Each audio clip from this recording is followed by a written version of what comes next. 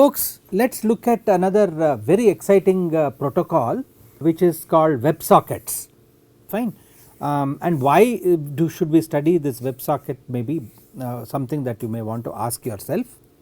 I will show you a demonstration as usual. Vasant and Abhishek have set up a demonstration, but you should understand the philosophy for WebSockets.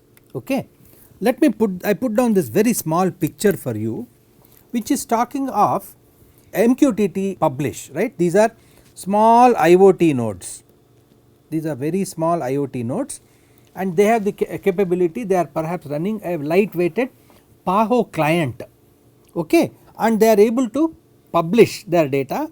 This may be publishing, this can be publishing, this can be subscribing, and there can be many publishing nodes and there can be several subscribing nodes.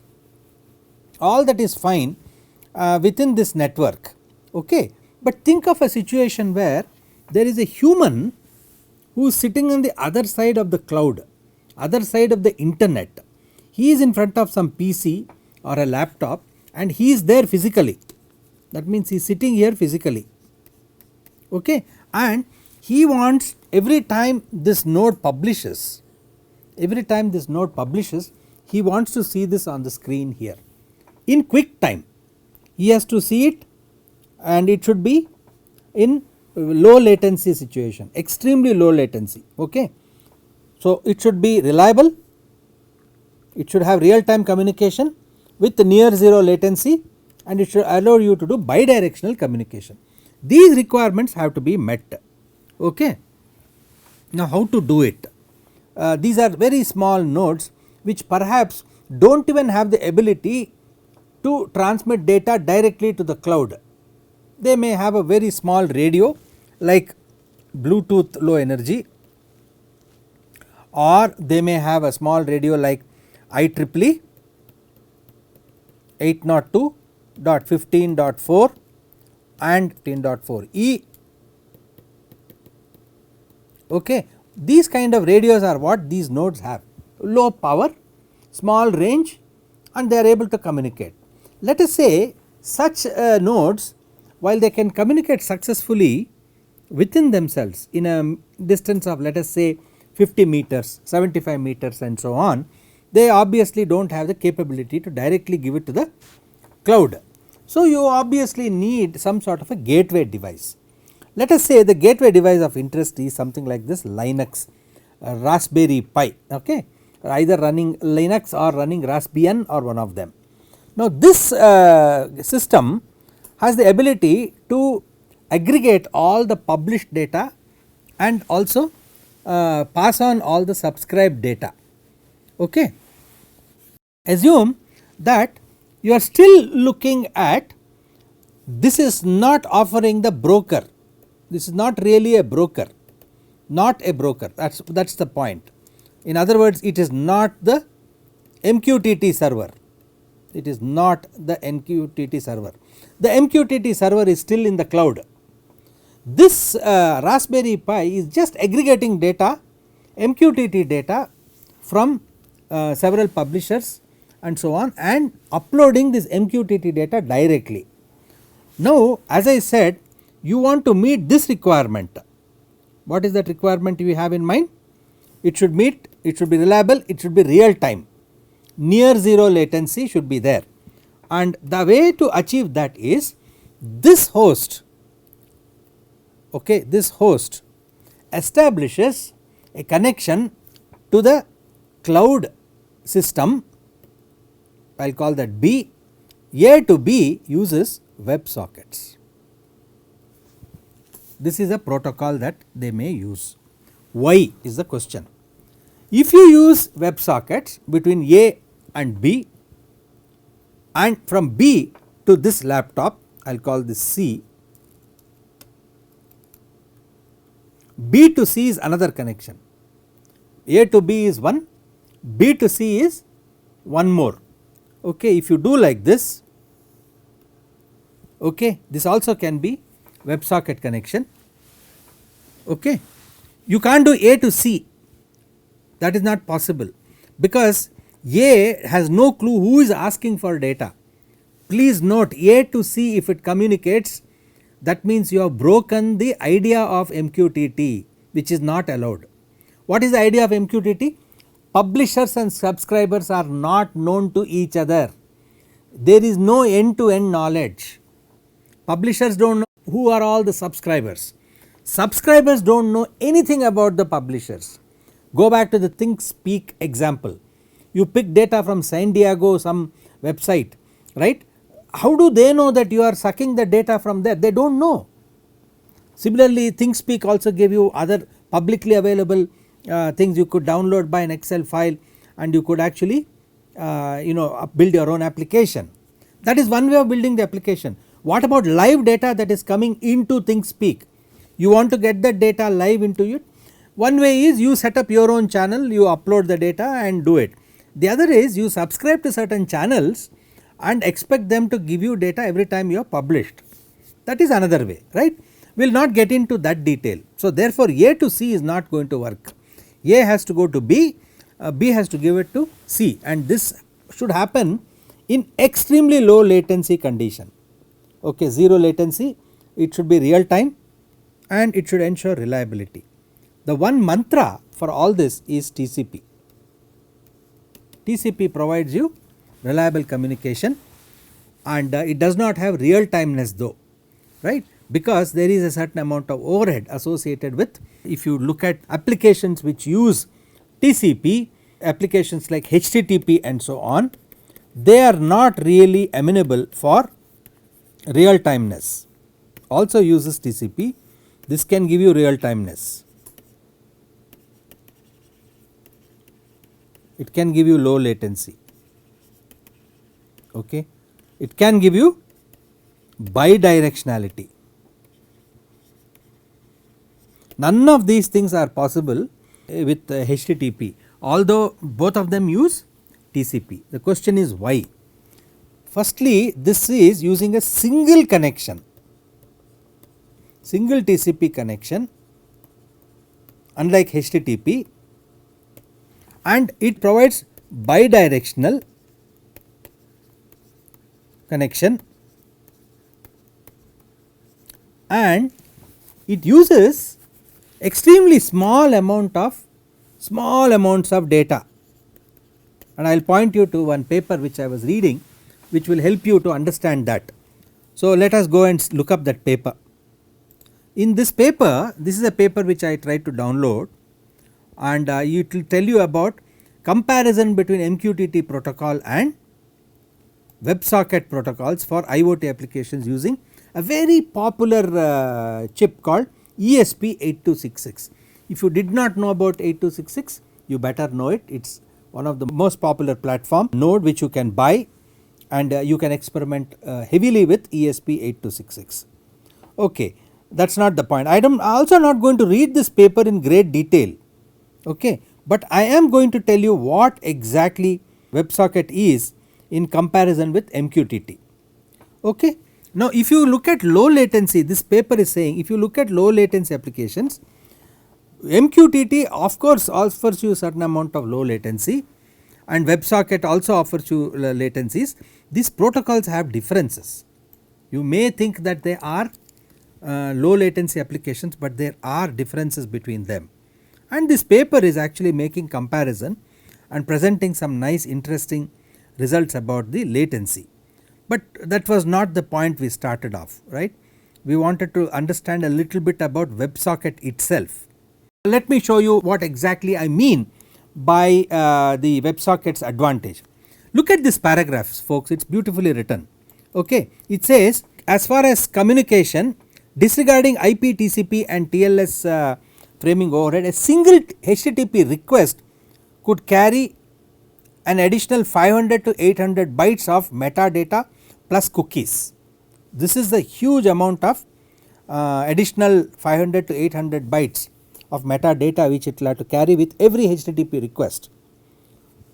Okay. In contrast, WebSocket protocol uses a custom binary framing format that divides each message into one or two more frames. It divides it into one or two more frames. When these frames reach a destination, they are joined together. These frames are all put together and the sender is notified that the entire message has been received. Each frame header can be 2 to 10 bytes in size if sent by the server and 6 to 14 bytes if sent by the client. Okay. A client must add so many other related things related to cache poisoning and all that, he writes that. So, WebSocket is also considered one of the most versatile data transport methods available because of the customization capabilities through of application programming interfaces and all that. So, the point is, look at the size reduction in terms of the additional data bytes which are carried in HTTP as compared to that of WebSockets. No comparison at all, folks. Where is 500 to 800 as compared to each frame carrying only just 2 to 10 bytes the header, right. So, this is what is the key point, because HTTP is, in other words, is very heavy and it is request response, and I will show you what I mean by that. Look at this picture. This picture is telling you some fantastic insights into why WebSocket is very important. Look at the arrows. You asked for something, you got something. You asked for something, you got something. You can never get something without asking. In other words, you have to request response, request response. But look at WebSocket. You say get WebSocket, one arrow goes in one direction. Now look at the number of arrows coming back. With just one get, you are getting data continuously in your own real time. You may ask for something else and then you may ask for something else and so on. So, it is essentially telling you that the protocol is very different from that of HTTP, although it starts with HTTP as the prime protocol. It switches to WebSockets after a connection is established by what is known as a option which is called update. Okay, you send an update and then it switches to WebSockets, that is the key point. Anyway, we will come to that as we go along. Continuing this story here, the cloud services like IoT Hub or ThinkSpeak, all of them are servers, also called brokers. They actually support WebSockets. So, you can use WebSockets directly from this Raspberry Pi system to this cloud based server. You can run it over WebSockets, that is all I wanted to say. This can run over WebSockets. Therefore, any MQTT message published by this node automatically shows up here in quick time under low latency, because it running this Linux Raspberry Pi is actually running WebSockets to the cloud based system. Maybe it is IoT Hub, maybe it is ThinkSpeak or whatever, right, and that guy in turn has the ability to push the data from B directly to C and essentially provide you data in quick time. So, this is what we should be looking at. There are several applications for WebSockets.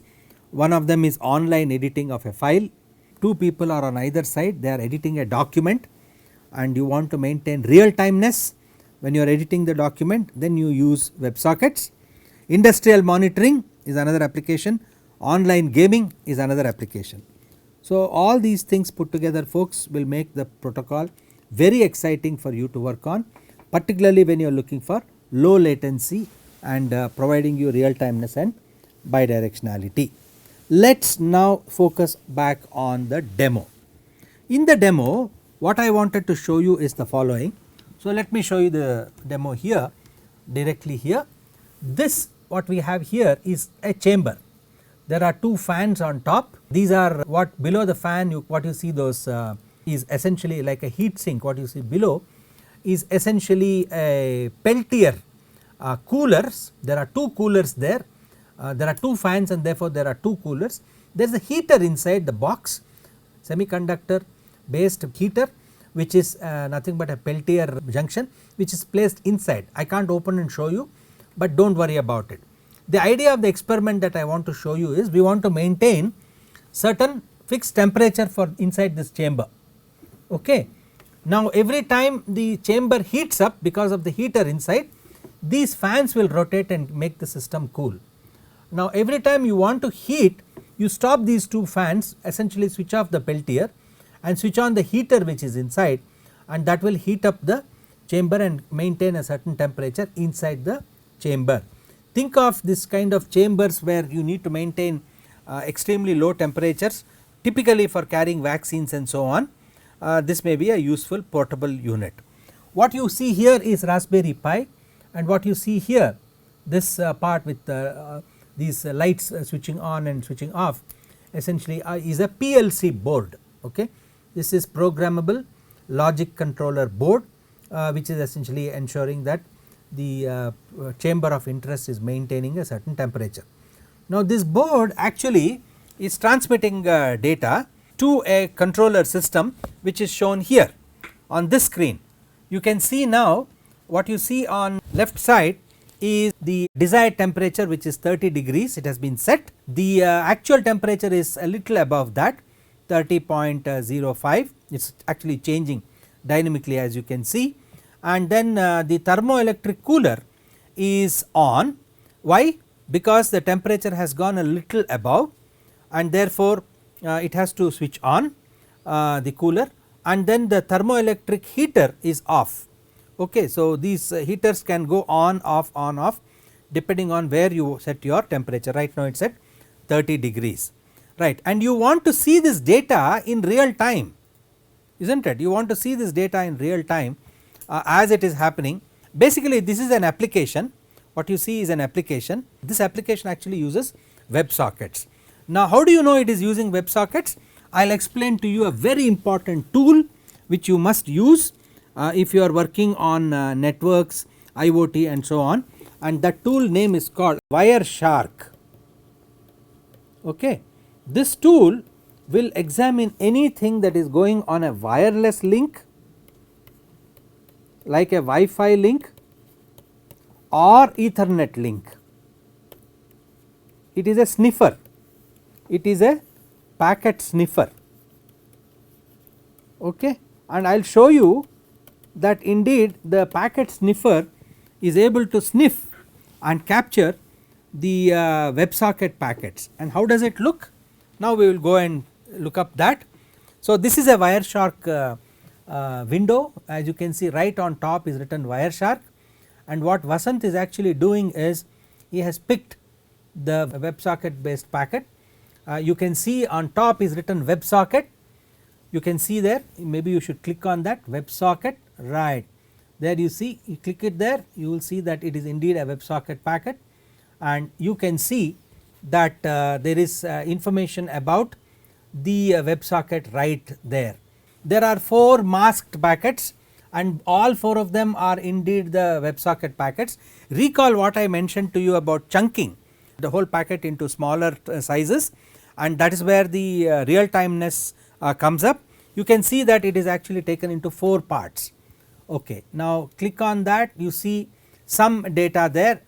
You have temperature sampled value, you have last update, then you have the sampling rate, then some information related to the topic and so on, path and so on. If you take the next packet, it has other information which essentially is the state of the cooler, the fan RPM, the last updated value, the topic of interest, path and so on. If you take the next packet, you will see the information related to fan RPM, heater state and the last update topic and so on.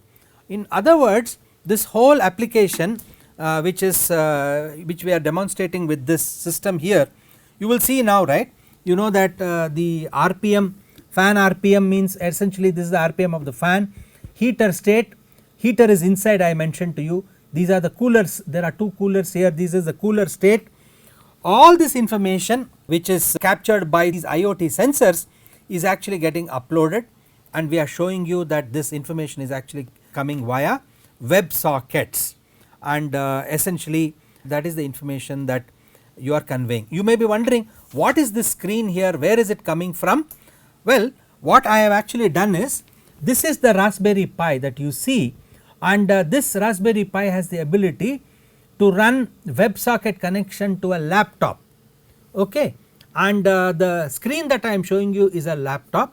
The laptop and this Raspberry Pi are connected over a wireless link. and they are in the same subnet. So essentially what you are seeing is the WebSocket transmission over a wireless link between the aggregation. Maybe you should understand this from this picture. These are the IoT nodes.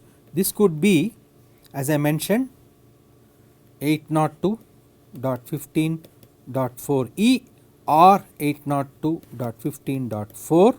both of them are IEEE, and also it can be Bluetooth link. Now this Linux host RPi which I show you here, right here, this one here, this RPi is nothing but this RPi. Okay, this one is transmitting over Wi-Fi to a laptop, and there is a human here who is sitting and watching the screen. And what is the screen he is watching? The screen that he is watching is this screen. This is the screen, this exact screen where Wireshark is running. So this screen, this is nothing but the screen, laptop screen. And what are the tools running on this? One tool is Wireshark, and the other tool that he is running is this application which is essentially using WebSocket application. And how does the WebSocket application look? Let us go back to the screen. Okay, this is actually a web page, but what you see inside is the WebSocket termination. Okay, the data is received over WebSockets, that is what I am showing you here, and then put it onto this web page which is easy for you to connect. So essentially the data is arriving on WebSockets. The screen that you, smaller screen that you see, this arrow screen, is indeed the WebSocket screen, reception of packets, and then we post it back on the create a web page and then put the data back there. So this is something which will allow you in WebSockets, will allow you to control, to monitor, to actuate, because it is bidirectional. It will allow you to monitor, basically it will be able to monitor, you will be able to actuate, you will be able to do communication, bidirectional communication in real time with low latency between your IoT nodes, actuators and sensing nodes, and applications that are out there on the internet. I hope this demonstration was useful so that you can also use WebSockets wherever these requirements have to be met. But before I close, as usual, I always want to tell you that if you want to learn more about WebSockets, the most authentic source is indeed the RFC. So let me take you to the RFC and directly show you the RFC. The RFC is here, and this is an important RFC. You can see this is RFC 6455. It is published in 2011. I am not going to go through this RFC because it is going to take time, but the most authentic source. If you want to know more about WebSockets, read this RFC, and the ones that I highlighted are just to give you an idea of the fact that whatever I explained is it is a two-way communication and so on. And what is important is it also tells you why HTTP is not a good idea, because of the problem related to request response and the fact that HTTP is not really two-way communication protocol. WebSocket protocol is designed to supersede existing bidirectional communication technologies, and but yet take benefit from existing infrastructure. Okay. So now you see, as I said, you begin with HTTP, I highlighted that here, and then you upgrade to WebSocket. This is very, very important. This, that is why I highlighted this. Same here, the client asks for an upgrade, the server will upgrade and also tell you that yeah, I am fine, I can upgrade. So let us talk WebSocket, and then everything becomes real time, low latency, single TCP connection, and so on and so forth. So please read this RFC for very authentic information about the protocol itself. As I mentioned to you, it is indeed a TCP based protocol. Yeah, so that is about what I wanted to tell you about the WebSockets.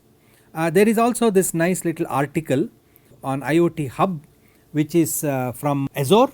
Azure also supports WebSockets as much as ThinkSpeak also supports WebSockets, and IoT Hub has published a small article what are the use cases for WebSockets. Please do read this protocol, you will see the nice things that they write here, how HTTP and WebSockets are different.